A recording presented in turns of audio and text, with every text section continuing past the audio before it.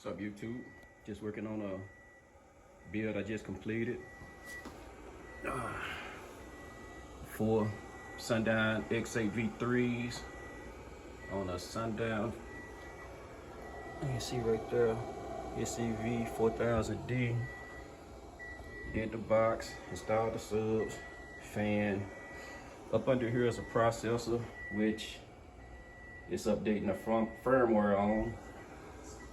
The mids and highs amp is under there, along with a JY, I think it's a 40 amp hour, the new one. Which type of breed you are, and now you're on question 17, barely scratching the surface of your bread identity. Goat meter. You always thought of yourself as a brioche, but are you actually more of a For the base.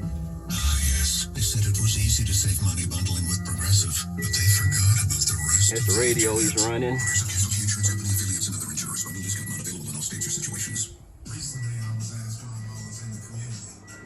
In the process of trying to get this thing tuned,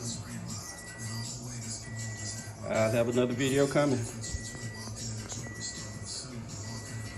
Oh, and that is his battery charger. Another video coming later.